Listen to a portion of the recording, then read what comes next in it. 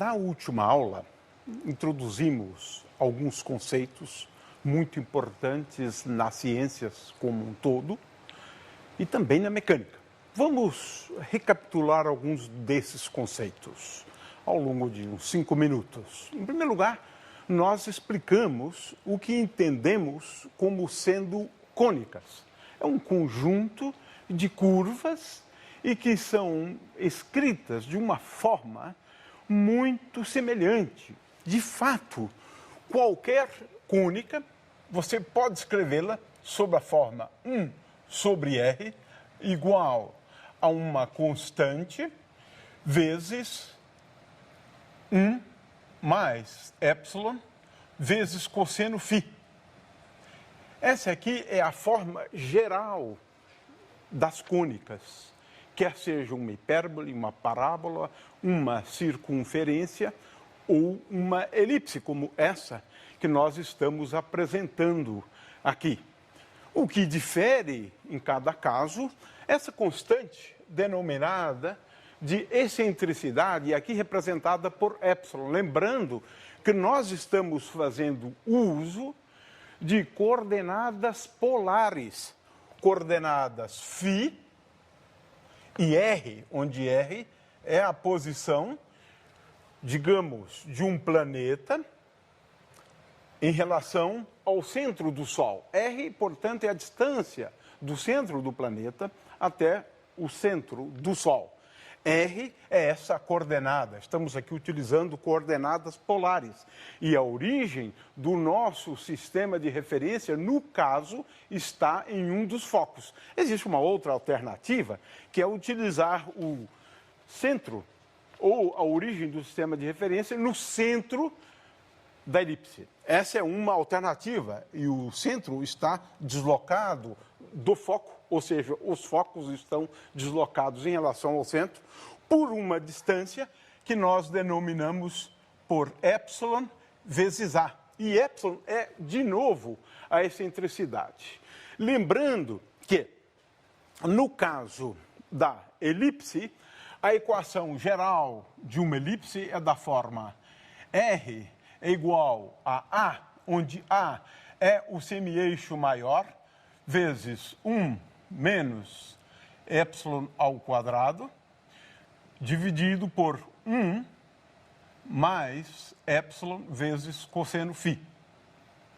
Aqui está, portanto, a forma geral da elipse, escrevendo agora esta função de R como essa grandeza física, a distância até o Sol, depende do ângulo φ.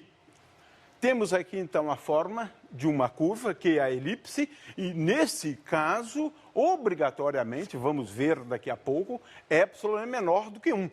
É claro que, nesse caso, estamos tomando o ângulo φ a partir desse eixo, que poderíamos denominar de x. E note-se que para φ igual a zero, nós temos aqui o periélio. E a partir dessa expressão é fácil verificar que no caso do periélio, essa distância é A vezes 1 menos epsilon. E para o afélio é A, que é essa distância, é A vezes 1 mais epsilon. Isso segue diretamente dessa expressão aqui. Essa é uma recapitulação em torno das cônicas. Também nós analisamos o caso bastante geral de forças, como a força gravitacional, que são forças centrais. Para essas forças centrais, vale uma propriedade extremamente importante no caso da força gravitacional. E essa propriedade é que existe uma grandeza conservada, que nós denominamos de momento angular, e nós também calculamos e mostramos que o momento angular, quando a gente utiliza essas coordenadas polares, a expressão para o momento angular é L0, mudando um pouco aqui só de caneta, para a gente ter um contraste melhor, né? É L0 é igual a m vezes r ao quadrado vezes dφ dt. Esse é um resultado obtido na última aula, é uma expressão válida qualquer que seja um instante de tempo considerado para uma força central. Essa expressão indica que o produto de r ao quadrado vezes a taxa de variação instantânea da coordenada φ é igual a uma constante. E a partir daqui nós deduzimos a primeira lei de Kepler, a lei das áreas. Não vou repetir, vou apenas mencioná-la porque isso é importante na aula de hoje. Muito bem. Uma propriedade importante a respeito da elipse, e nós vamos fazer uso disso hoje, é que a elipse pode ser caracterizada tanto pelo semi-eixo maior quanto pela excentricidade, mas ela pode ser também caracterizada pelo semi-eixo menor, denominado de B, e o semi-eixo maior, denominado de A. A e B são os semi-eixos da elipse. E é claro que uma relação bastante simples entre o semi-eixo maior e o semi-eixo menor é lembrar que essa distância aqui é igual a A. E, consequentemente, temos aqui um triângulo retângulo e podemos escrever que B é igual a A vezes a raiz quadrada de 1 menos epsilon ao quadrado. E isso também foi feito na última aula. E, para a gente começar a aula de hoje, vou lembrar uma propriedade relativa à área de uma elipse. E essa área ela é escrita em função do semi-eixo menor e do semi-eixo maior. E essa expressão é relativamente simples. A área de uma elipse é igual a π vezes A vezes B. A é o semi-eixo maior e B é o semi-eixo menor. Isso é uma propriedade da geometria plana. É fácil provar isso, mas não é o caso da gente provar. Muito bem. Vamos, então, hoje, analisar a questão das possíveis trajetórias quando um corpo está submetido à ação da força gravitacional. E é esse o tema da aula de hoje. E nós vamos fazer todos os passos. São passos relativamente simples que requerem tão somente um pouco de atenção. Por outro lado, é importante a gente frisar que nós vamos apresentar esse tema chamando atenção para uma coisa muito importante na ciência. É que muitas vezes nós podemos resolver um problema evocando princípios denominados de princípios de conservação ou leis de conservação. Na aula de hoje nós vamos deduzir umas expressões para as órbitas, né, levando em conta tão somente a conservação do momento angular e a conservação da energia. Ou seja, nós não vamos falar de força, reforçando aquele aspecto que eu sempre tenho chamado a atenção para o fato de que o conceito de energia potencial, né, o conceito de potencial é um conceito mais importante, mais fundamental do que o conceito de força. Ora, vamos começar escrevendo a expressão para energia. Se eu tenho um objeto, por exemplo, um planeta, mas é claro, pode ser também um cometa, isso não é realmente importante. Se eu tenho um objeto com uma energia E igual a massa desse objeto vezes a velocidade dele ao quadrado sobre 2, essa aqui é a energia cinética desse objeto, mais a energia potencial, que no caso é sempre negativa, e nós escrevemos como menos m vezes m maiúsculo vezes g dividido por r, onde r é, lembrando a nossa figura, r é a distância do cometa até o centro do Sol, do planeta até o centro do Sol e assim por diante, ou, por exemplo, no caso da Terra, da Lua até o centro da Terra, essa é a distância R. Essa é a expressão para energia. E nós vamos simplificar essa expressão escrevendo como sendo dada por m vezes v ao quadrado dividido por 2 menos k dividido por r. É apenas para simplificar, para não ficar toda hora carregando m vezes g.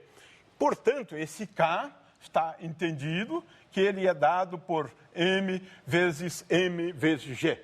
É apenas para simplificar as expressões. Muito bem. Se nós utilizarmos as coordenadas polares, e é por isso que a gente introduz coordenadas polares, elas são muito úteis nesses problemas, né? Utilizando então as coordenadas polares, eu também expliquei na última aula que a energia pode ser escrita como igual a m sobre 2 vezes a taxa de variação da distância, taxa de variação instantânea da distância até o centro do Sol ao quadrado, mais a distância até o centro do Sol ao quadrado, vezes a taxa de variação instantânea da coordenada φ ao quadrado. Ou seja, eu escrevi aqui uma expressão da velocidade ao quadrado utilizando as coordenadas polares, R e φ. E escrito em termos das coordenadas polares é essa expressão. Essa aqui, energia cinética menos K sobre R. É bom entender essas expressões, porque a gente vai introduzir agora ou fazer algumas manipulações dessas expressões, mas são manipulações bastante simples. Mas é importante que se entenda, para que se entenda de onde é que a gente pode concluir que um cometa tem uma trajetória que é uma elipse. Muito bem. Vamos efetuar aqui algumas passagens e relativamente simples. Em primeiro lugar, eu vou escrever essa energia sob a forma m sobre 2 vezes. E aqui eu vou introduzir uma pequena modificação. Eu derivo com respeito a φ e depois derivo φ com respeito ao tempo. Ora, vejam bem, isso aqui é um truquezinho, é relativamente simples. Por quê? Eu tenho o dr e dt, e eu agora divido o dr por dφ e depois multiplico dφ em cima. Poderia cancelar. Ou seja, eu estou apenas reescrevendo essa expressão de cima. Não há nada de especial nisso, né? Mas, agora continuando, r ao quadrado vezes dφ dt ao quadrado menos K sobre R. Essa é a nossa expressão para energia. E agora, eu posso perfeitamente colocar em evidência, porque eu tenho aqui dφ dt ao quadrado. Portanto, isso aqui se escreve como m sobre 2 vezes dφ dt ao quadrado. Estou colocando em evidência. E agora, um colchete aqui, dr dφ ao quadrado mais r ao quadrado, uma vez que dφ dt já está colocado em evidência, menos K sobre R. Preste atenção, porque todas essas operações são relativamente simples. Quando a coisa complicar minimamente, eu hei de avisar. Mas até o momento não há razão para pânico, porque as expressões são relativamente simples, essas que nós estamos deduzindo. Muito bem. Agora, nessa expressão aqui, dφ dt ao quadrado, eu vou utilizar esta relação. Ora, dessa relação segue que dφ dt ao quadrado, estou olhando para essa expressão aqui, é igual a L0 ao quadrado sobre m ao quadrado. E agora nós devemos tomar cuidado, porque é dividido por R à quarta potência. Então, R à quarta potência. E eu vou utilizar essa expressão aqui embaixo, né?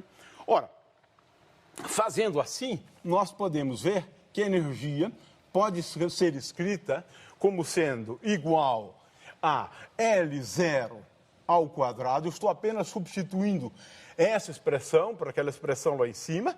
L ao quadrado vezes M sobre 2. Mas aqui tem um M ao quadrado vezes M ao quadrado, e eu cancelo um deles. 1 sobre R à quarta vezes dr de φ ao quadrado mais R2 menos K sobre R. Vamos agora introduzir mais uma simplificação para essa expressão aqui. Na verdade, se trata de mudança de variáveis. Veja bem, eu estou admitindo aqui uma coisa muito importante, é que R é função de φ. Claro, é o que a gente está procurando. Na verdade, é a equação da trajetória. Muito bem. Então, se eu estou admitindo R como função de φ, eu posso fazer um truquezinho, mas é relativamente simples esse truque. Esse truque consiste nos seguintes: as expressões são um pouco complicadas. Eu tenho R à quarta, 1 sobre R, está muito complicado. Eu vou fazer uma simplificação. Essa simplificação consiste no seguinte: eu vou escrever uma outra função, que é U, definida como sendo igual a 1 sobre R. Muito bem. Logo, U é função de φ, igualmente, uma vez que R é função de φ. Ora, se eu derivar U com respeito a φ, o que nós vamos encontrar? Du de φ é igual a menos, eu derivo 1 sobre R, que é menos 1 sobre R ao quadrado, 1 sobre R ao quadrado, vezes dr de φ. E essa expressão aqui é interessante. Apenas simplifica bastante as contas. Porque se eu trouxer esse R à quarta para cá, isso aqui é um termo que está ao quadrado, apesar de eu ter me esquecido aqui, isso está ao quadrado. Então, veja bem, 1 sobre R à quarta vezes dr de φ ao quadrado é a mesma coisa que du de φ ao quadrado. Simplifica bastante as expressões. E, portanto, nós vamos agora reescrever essa expressão em termos de U.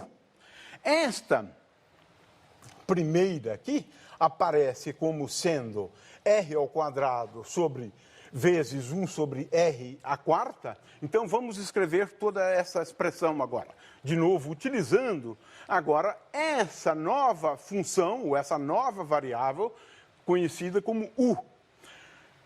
Ora, introduzindo essa variável, eu tenho que a energia, ela é dada por L0 ao quadrado. Estou apenas copiando, 2 dividido por 2m, esse é o primeiro termo. 1 sobre R à quarta vezes dr de φ ao quadrado, já verificamos que é igual a du de φ ao quadrado. E 1 sobre R à quarta vezes R2 é 1 sobre R2, o que é a mesma coisa, mais U ao quadrado. Finalmente, menos K vezes U. Menos K vezes U.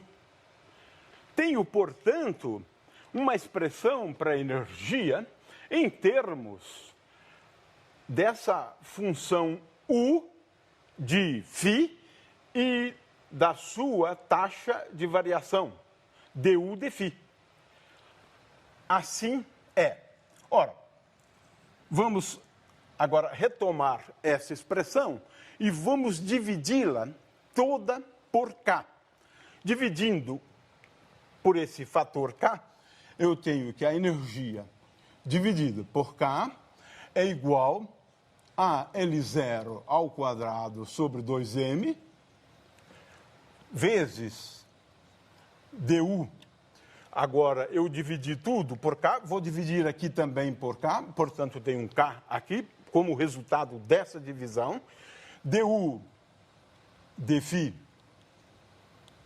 ao quadrado, mais U ao quadrado, menos U. Olha só como, que beleza ficou essa expressão. Bem mais simples, bem mais simples. E eu vou simplificá-la uma vez mais. Eu vou definir uma outra função, vou denominá-la de U', e vou escrever U' de tal forma que U seja igual a M vezes K sobre L0 ao quadrado, vezes U'. Isso define U'. Portanto, veja-se que introduzir essa nova variável é um truque. Mas muitas vezes resolver problemas em física envolve realmente fazer alguns truques. E é isso que nós estamos fazendo. Ora, definindo U como sendo igual a M vezes K, dividido por L0 ao quadrado, vezes U', U' agora é uma nova variável, o que simplifica nessa expressão? Muitíssimo. Essa expressão vai ficar muito simples. Vejamos por quê. Ora, eu vou reescrevê-la aqui e vou lembrar que eu tenho aqui basicamente U ao quadrado, aqui também tenho U ao quadrado e aqui eu tenho U. Portanto, esses fatores aqui se cancelam com o quadrado destes aqui e com esse não tem. Portanto, a energia vai poder ser escrita E dividido por K é igual a MK dividido por 2 vezes L0 ao quadrado. E agora eu vou colocar um colchete aqui, vou escrever o que segue. Olha só a enorme simplificação com um truquezinho muito simples. Fica du' de φ ao quadrado mais U' ao quadrado menos U'. Menos U'. Olha só como simplificamos essa expressão. Isso é uma maravilha. Por quê? Eu vou agora multiplicar tudo por 2L0 ao quadrado dividido por MK, cancelo e vou encontrar uma expressão bastante simples. E, multiplicando então essa expressão acima por 2L0 ao quadrado dividido por MK, eu vou encontrar E, ou 2 vezes E, vezes L0 ao quadrado dividido por M vezes K ao quadrado. Olha só, eu tenho aqui uma constante só, apenas uma constante. Na verdade, uma constante adimensional, a gente já vai ver isso, né? Então, uma constante V igual, essa constante é igual a du' de φ ao quadrado mais U' ao quadrado menos o linha. Olha só que beleza, olha que simplicidade. Fizemos uma série de truques e exercícios aqui, mas chegamos a uma expressão maravilhosa, simples até. Vejam bem, esta expressão é tudo que nós precisamos, é tudo que nós precisamos. Muito simples. Todas as constantes estão de um lado. 2 vezes e vezes L0 ao quadrado, dividido por m vezes k ao quadrado, isso é uma constante, né? Igual a du' de φ ao quadrado mais o linha ao quadrado menos o linha. E agora, o que nós precisamos? Veja, é um problema de cálculo, mas um cálculo simples mesmo. Qual é a função, o linha, que quando eu derivá-la com respeito a φ, elevá-la ao quadrado, somar o linha ao quadrado menos o linha, eu vou obter esse valor aqui. É tão simples quanto isso. Mas é um cálculo de derivada extremamente simples.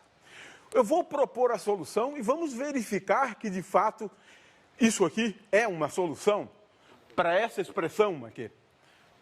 Qual é a solução que a gente propõe? Simples. O linha igual a 1 mais epsilon cosseno φ.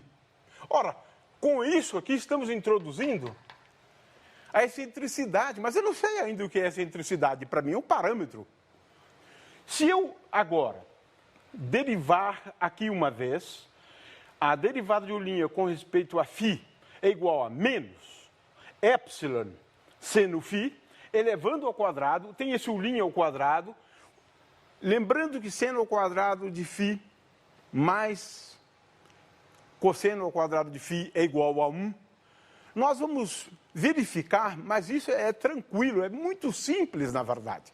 É só substituir, isso aqui dá certo C, mas só dá certo C. Epsilon ao quadrado for igual a 1 menos 2 vezes E, que é essa constante que está desse lado aqui, menos 2 vezes E, ou melhor, mais 2 vezes, porque o 1 passa para lá, 1 mais 2 vezes E, vezes L0 ao quadrado, dividido por M vezes K ao quadrado. Veja, essa constante é a constante que está desse lado aqui. Para que satisfaça isto aqui, epsilon ao quadrado é igual a 1 mais 2 vezes E. Essa é a constante que está desse lado aqui.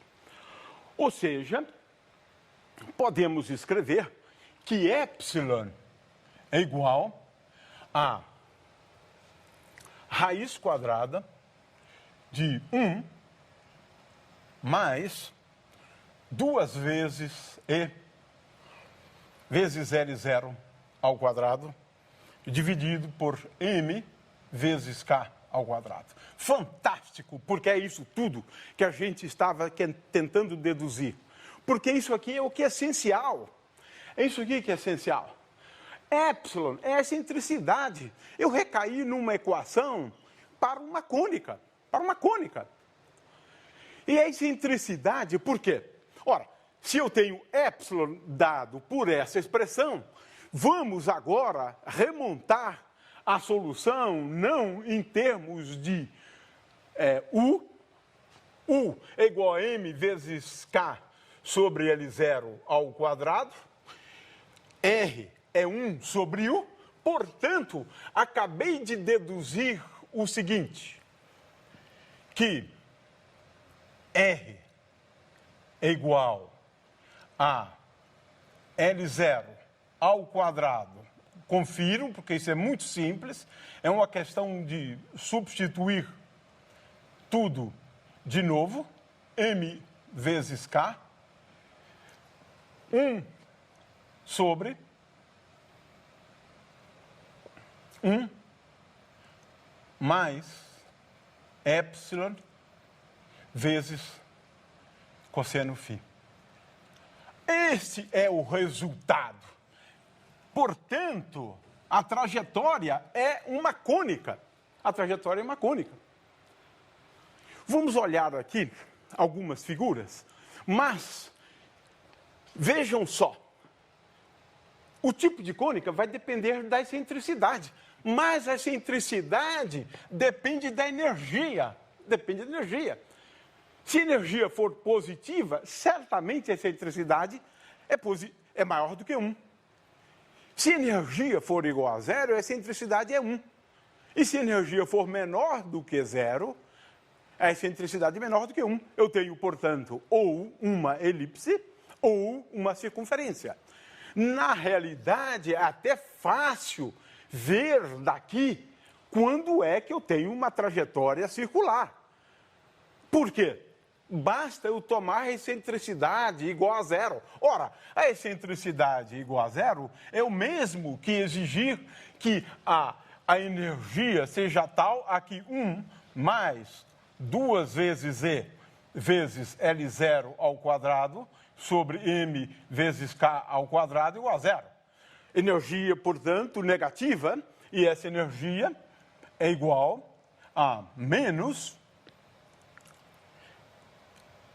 mk ao quadrado dividido por 2L0 ao quadrado. 2L0 ao quadrado. Para essas energias, a trajetória é uma órbita circular, é uma circunferência a trajetória. Para essas energias, já se vê daqui. Portanto, é um movimento possível. Uma trajetória possível, uma trajetória circular. Basta olhar a excentricidade. Quando a energia atingir esse valor, aqui, quando a energia atingir esse valor, você vai ter um movimento cuja órbita é uma circunferência. Muito bem. Agora, vamos olhar o caso geral. Ora, se a energia for positiva, a excentricidade há de ser maior do que 1, e você tem, portanto, um ramo da hipérbole. Se a energia for igual a zero, a excentricidade é exatamente igual a 1. E, portanto, você pode ter uma trajetória parabólica. Vamos olhar essas figuras aqui. Ora, um objeto que se aproxime do Sol e com uma energia muito grande, e essa energia é algo que ele adquire em algum momento quando o movimento se inicia, ou você pode sempre considerar um momento arbitrário como o início do movimento, a energia é algo que ele tem. Se a energia for positiva, esse objeto há de passar, nesse caso aqui, a excentricidade é igual a 1 e a trajetória há de ser uma parábola. Essa é uma possibilidade. Se a energia daquele bólido for igual a zero, a trajetória há de ser uma trajetória parabólica. Um segundo caso,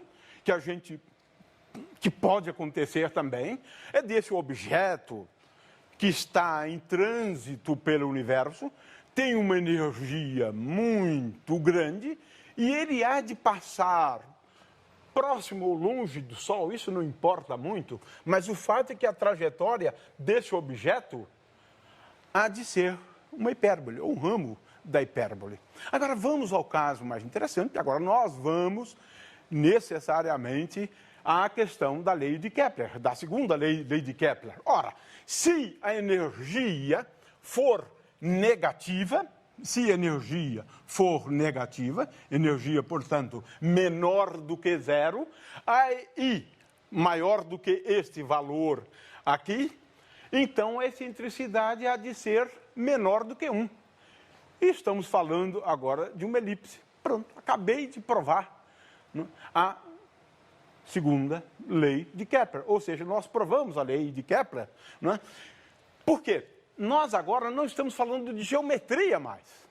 Nós estamos falando de física. A excentricidade é uma grandeza física que depende da energia da partícula, do seu momento angular, da massa da partícula e assim por diante.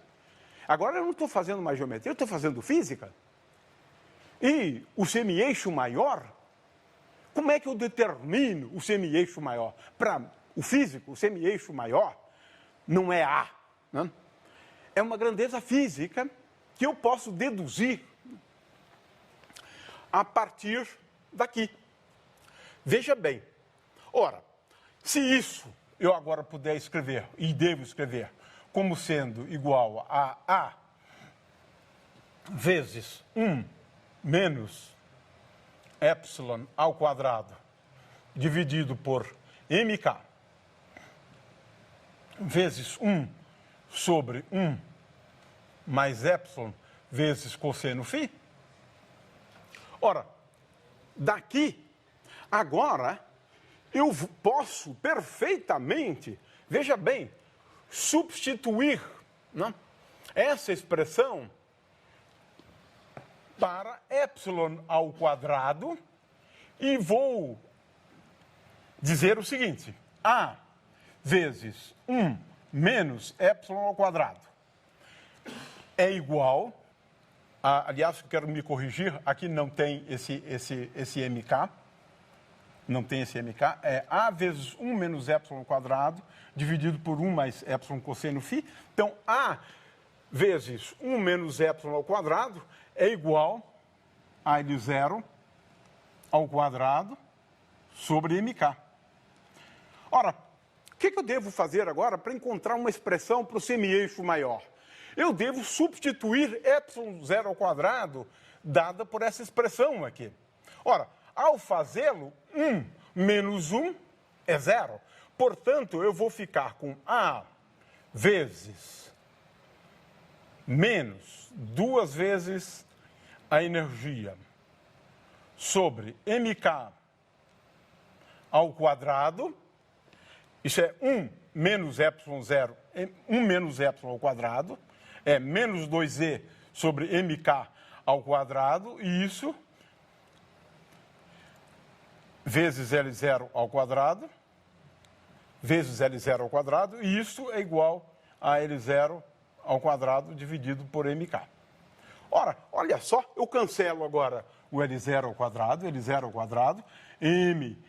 mk, sobra apenas isso. Ou seja, A é igual a menos K sobre 2E. Fantástico esse resultado. Olha aqui.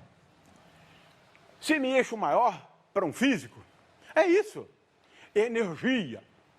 Eu relaciono grandezas físicas, como o semi-eixo maior, com a energia da partícula, ou seja, o semi-eixo maior é igual a menos K. Lembre-se que a energia é negativa, então o A, na verdade, vai ter um sinal que é positivo, né? Menos K, que é menos G vezes M, dividido por 2E. Aqui está. Eu tenho, portanto, como determinar o semi-eixo maior em função da energia da partícula, da massa do Sol, da massa do planeta e assim por diante. Ora, isso praticamente encerra o assunto sobre a segunda lei, porque a gente deduziu não só que as órbitas, no caso de energias negativas, são órbitas elípticas, como vou muito mais além. Eu vou dizer qual é o valor da excentricidade em função da energia. Agora estou fazendo física e não mais geometria no plano. Estou fazendo física. E mais, eu deduzo uma expressão para o semi-eixo maior em função da constante da gravitação universal da massa do planeta, da massa do Sol e em função da energia do objeto que está gravitando em torno do Sol. Agora estou fazendo física, eu tenho uma expressão para o semi-eixo maior. Bom, e como é que eu determino agora o semi-eixo menor? Eu vou fazer uma última conta e agora a gente vai à terceira lei e vamos encerrar por aqui. Ora, vejam, eu quero lembrar, utilizando essa figura, que não estamos falando só de planetas, é de objetos, como cometas. Na verdade, o Newton gostava de dizer que ele tinha a teoria dos cometas, né? Ou seja, eram objetos que tinham órbitas elípticas em torno do Sol. Mas, vejam bem, o semi-eixo maior depende fortemente da energia daquele objeto, quer seja ele um cometa, quer seja ele um planeta. Muito bem. Eu acho que nós deduzimos o que é essencial. Sabemos determinar o semi-eixo maior em função da energia, sabemos determinar a excentricidade do planeta em função da energia, né? E agora resta só mais um detalhezinho que é importante para o que vem, que é a terceira lei. Ora, se eu conheço a excentricidade como função da energia, eu posso também determinar o semi-eixo menor, que é um outro parâmetro importante da elipse. Lembrando a nossa expressão anterior, na qual nós deduzimos que B é igual a A vezes raiz quadrada de 1 menos epsilon ao quadrado, e essa é praticamente a última fórmula importante que a gente vai apresentar hoje, né? Lembrando, então, que o semi-eixo maior pode ser escrito dessa forma aqui, eu venho aqui e procuro determinar o B como função do A. Isso é possível, claro, porque a excentricidade está dada aqui em cima.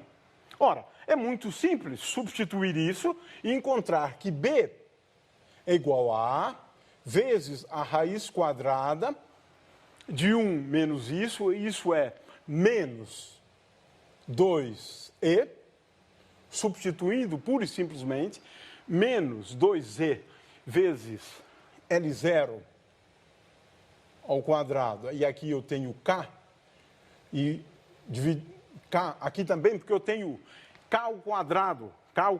Então eu multiplico, eu tenho K e aqui K, para ficar K ao quadrado.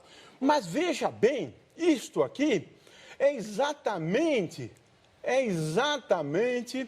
1 sobre A.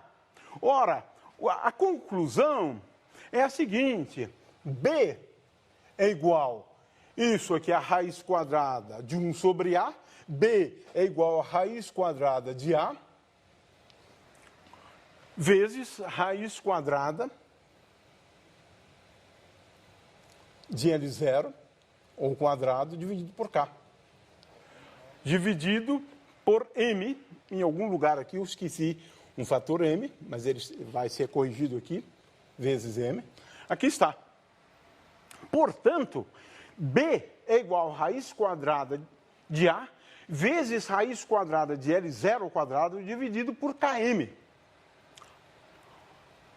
Aqui está. Encerramos tudo, entendemos tudo sobre a elipse. Por quê?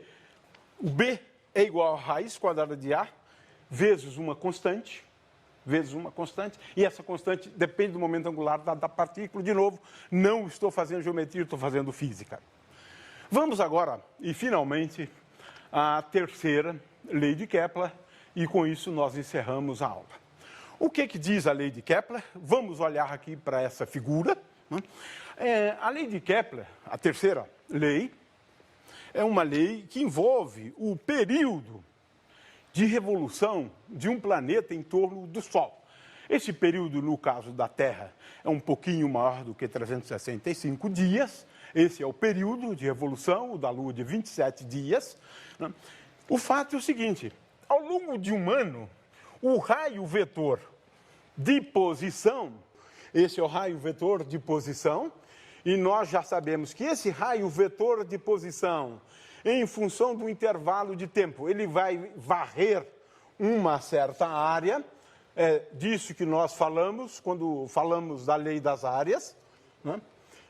E essa área, já verificamos que ela é proporcional ao intervalo de tempo gasto para percorrê-la. Ora, em sendo assim, A é igual a L0 sobre M, sobre 2.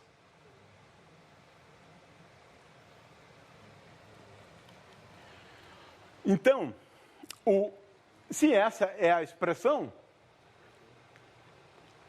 para a área, vezes, se eu considerar agora não um intervalo de tempo pequeno, mas o período como um todo, então a área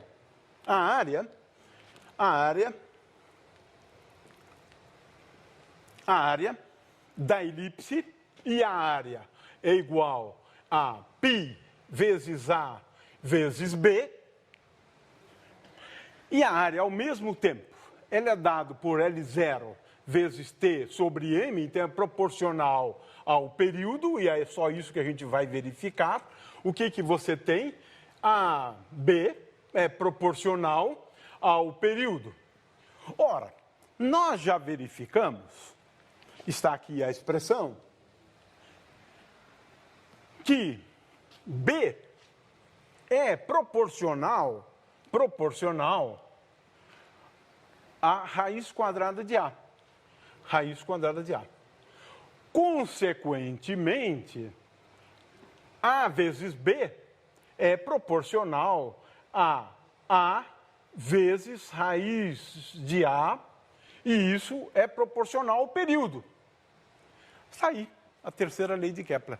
Por quê? Se eu elevar isso ao quadrado, o que eu tenho? Que o semi-eixo maior elevado ao cubo é proporcional ao período ao quadrado, que é exatamente a terceira lei de Kepler. Então, resumindo, é claro que a gente pode sempre enunciar as leis de Kepler fazendo basicamente como geômetras, porque eu posso enunciar essas leis fazendo uso de conceitos como o Sol ocupa um dos focos, etc. No entanto, quando você faz uso da lei da gravitação universal, você vai muito mais longe. Você determina o semi-eixo maior, determina o semi-eixo menor, você deduz a terceira lei de Kepler, você escreve uma expressão para excentricidade em função da energia. Agora sim, nós estamos fazendo física, não é mais geometria. Agora, para fazer física, às vezes é preciso realmente ir passo a passo, deduzindo algumas expressões, fazendo algumas passagens. No caso, nós vimos que essas passagens são relativamente simples. E a gente ganha muito do ponto de vista do conhecimento do que está por trás das leis de Kepler, que no fundo é a lei da gravitação universal como formulada por Isaac Newton. Eu quero mais uma vez agradecer a atenção de todos vocês e muito obrigado.